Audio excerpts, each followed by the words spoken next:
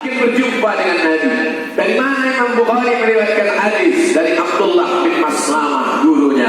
Abdullah bin Maslamah dari mana? Dari Malik bin Anas, gurunya. Malik bin Anas dari siapa? Dari Abu Zinad, gurunya. Abu Zinad dari siapa? Dari Al-A'raj, gurunya. Al-A'raj dari siapa?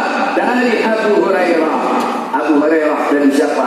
Dari Nabi Muhammad sallallahu alaihi wasallam. Bersambung Bukhari, Abdullah bin Maslamah, Malik bin Anas, Abu Zinad, Al-A'raj, Abu Hurairah, Nabi. Ini namanya sanad keilmuan. Bergurulah kepada guru-guru yang bersanad. Dari mana sanadnya? Dari Al-Azhar, dari Syekh Azhar sampai ke Nabi. Dari mana? Darul Mustafa Tarikh Hadramaut sampai ke Nabi. Dari mana? Dari Dayak. Guru-guru di Dayak sanadnya sampai ke Syekh Abdul Rauf As-Sinkili. Syekh Abdul Rauf As-Sinkili dari Makkah, Al-Imam Al-Qushashi Madinah, sampai kepada Imam Syafi'i, sampai kepada Imam Malik bin Anas, sampai kepada Nabi Muhammad sallallahu alaihi wasallam. Kamu dari mana? Dari Google. Kamu qala al-Imam YouTube. Ada sebab itu maka jadi kalau gitu kami mendengar pengajian Ustaz di YouTube itu tak boleh? Boleh kalau Ustaznya jelas. Nah, ada Ustaz itu di atas dunia ini. Karena banyak juga yang di internet itu dia tidak ada. Suaranya aja ada. Itu suara Google itu tidak ada orang. Robot. Anda melewati jalan Sudirman, belok sebelah kiri ada pasar. Pas tengok tak ada. Tak jelas ya. Selama ustaz-ustaz yang jelas, maka belajar dari internet hanya wasilah, boleh. Ini yang pertama, ucapan-ucapan Nabi. Yang kedua, fi'li, perbuatan Nabi. Mana contoh perbuatan Nabi? Sahabat sholat di belakang, Nabi jadi imam di depan. Ketika Nabi mengucapkan salam, Assalamualaikum warahmatullah, apa kata sahabat di belakang? Aku melihat bayadha khaddihi, putih pipinya. Aku di belakang jadi makmum. Ketika Nabi salam, aku melihat putih pipi Nabi. Assalamualaikum.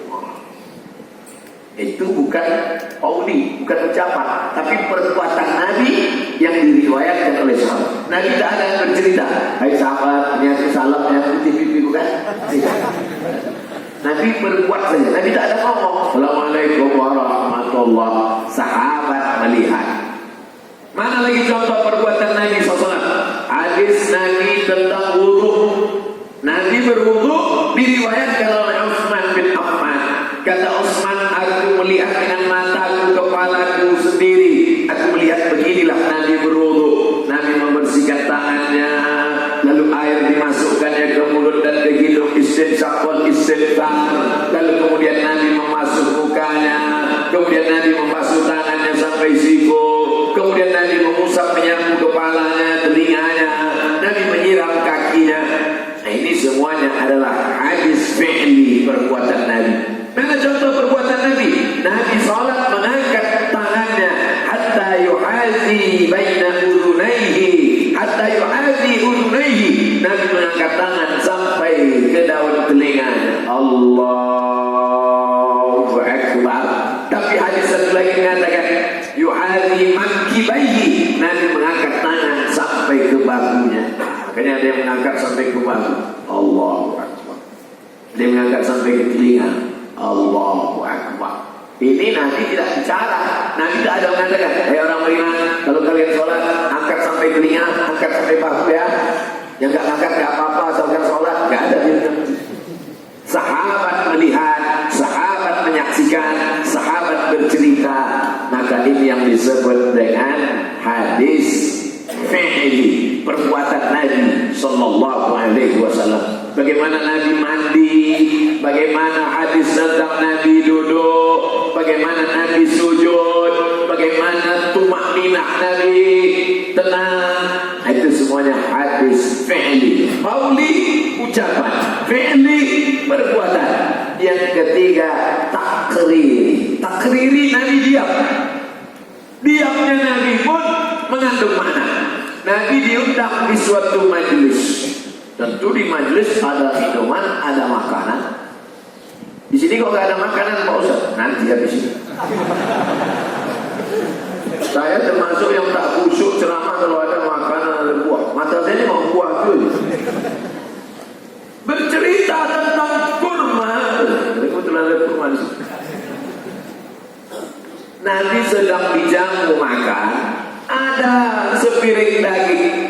Ketika tangan Nabi mau mencubit daging itu, mau dimakannya, datang sahabat berkata, innahu lawabun.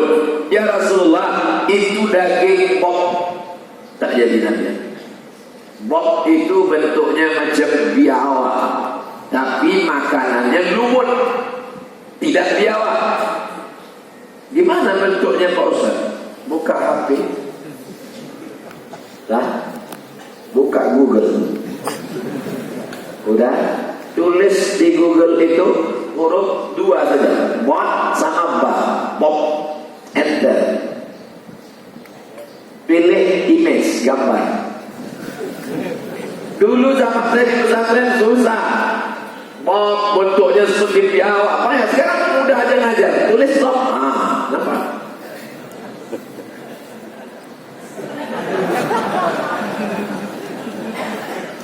Itu dia Bob. Bob mirip macam biawak, tapi bukan biawak.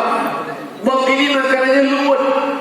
Sedangkan biawak semua anak ayam dimakannya. Maka biawak haram, buas.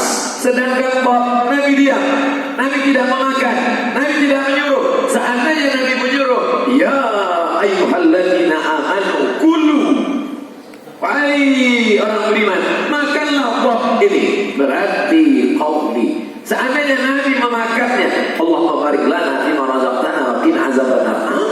Yummy. Maka berarti hadis fi'li, perbuatan. Nabi tidak menyuruh, Nabi tidak melarang, Nabi tidak memakan, Nabi diam saja. Sahabat memakannya dan Nabi diam. Ini namanya takriri. Diamnya itu mengandung makna boleh makan daging bok. Di Mesir ada namanya pasar Sayyidah Aisyah. Oh, dari situ bok dijual bok. Tapi saya tak pernah makan.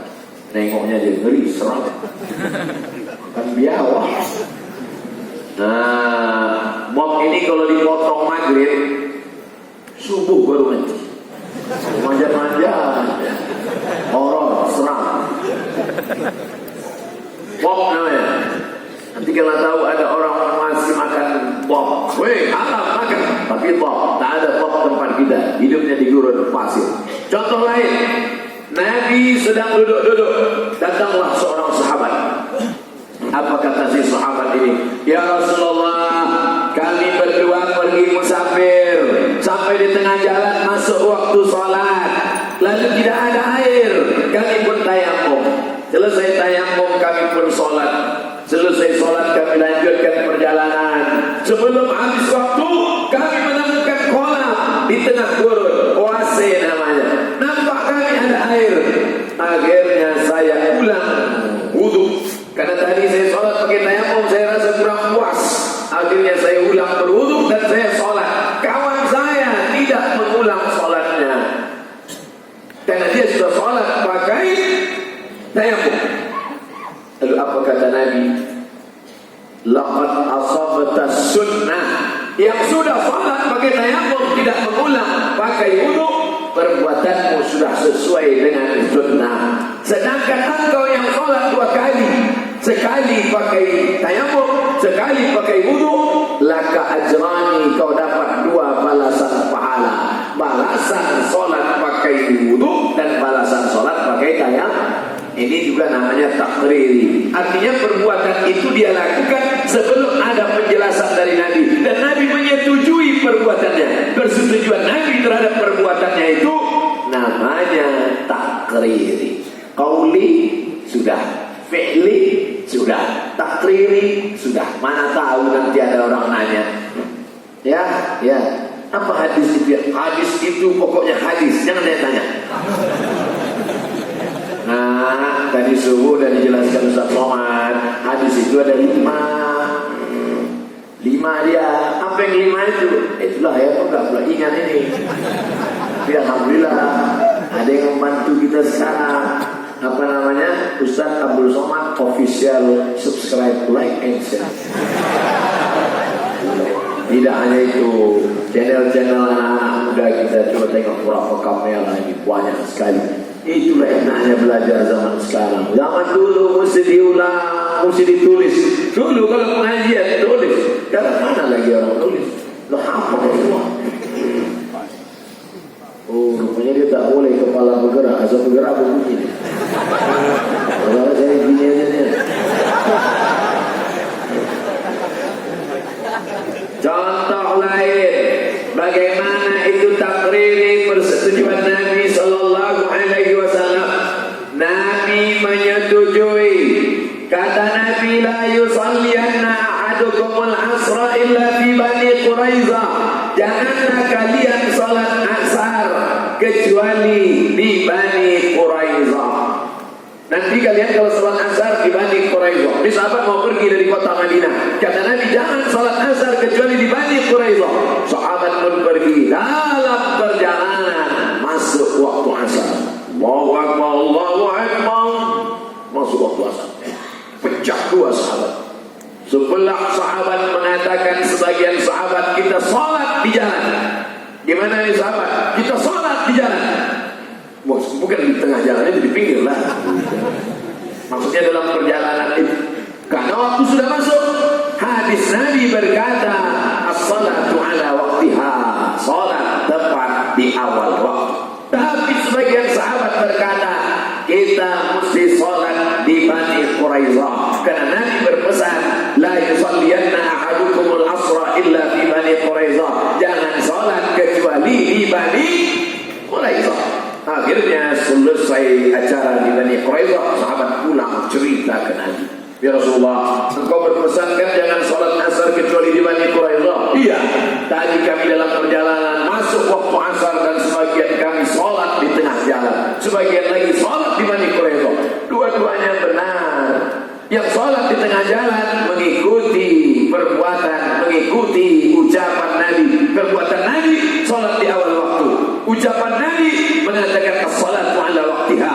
Perbuatannya afdal salat di awal waktu. Yang salat di Bani Quraiza, Nabi sendiri menyuruh jangan salat asar kecuali di Bani Quraiza. Kenapa Nabi berkata jangan salat asar kecuali di Bani Quraiza? Tujuan Nabi, cepat-cepat kalian naik onta, naik kuda dari Madinah, supaya nanti ketika masuk waktu asar salatnya di Bani Quraiza. Jadi ada memahami hadis itu tekstual, ada memahami hadis itu kontekstual. Dan Nabi membenarkan kedua-duanya karena masih dalam golongan memahami, mengikuti sunnah. Itu yang disebut dengan ahlus sunnah wal jamaah. Masih mengikuti sunnah-sunnah Nabi SAW. Tapi tidak gara-gara ini, kalau gitu kita berlapang dada menerima perbedaan. Nabi membenarkan yang sholat di jalan pun benar, yang sholat di Bani Quraiza pun benar, gak ada yang salah. Pak Ustaz, itu ada kawan kami gak sholat, gak apa-apa, yang penting baik. Ya bisa begitu. Tidak cukup hanya baik karena bisa. Orang baik pun masuk neraka jahanam kalau tidak mengikut Nabi Muhammad sallallahu alaihi. Qul, katakan ya Muhammad, in kuntum tuhibbuna Allah, kalau memang kalian cinta kepada Allah, fattabi'uni, ikuti aku. Satu-satunya jalan adalah mengikuti Muhammad sallallahu alaihi wasallam. Mengikuti Muhammad itulah ittiba'us sunnah, mengikuti sunnah. Qauli sudah, fi'li sudah, takriri sudah. Yang keempat, sifati khalqiyyah, sifat fisik. Sifat fisik Nabi. Contoh, Nabi naik ke atas mimbar. Nabi naik ke atas mimbar. Mimbar Nabi itu 3 lantai. 1, 2, 3. Itu yang mimbar sunnah. Ini tak ada lantainya, berarti mimbar bid'ah. 1,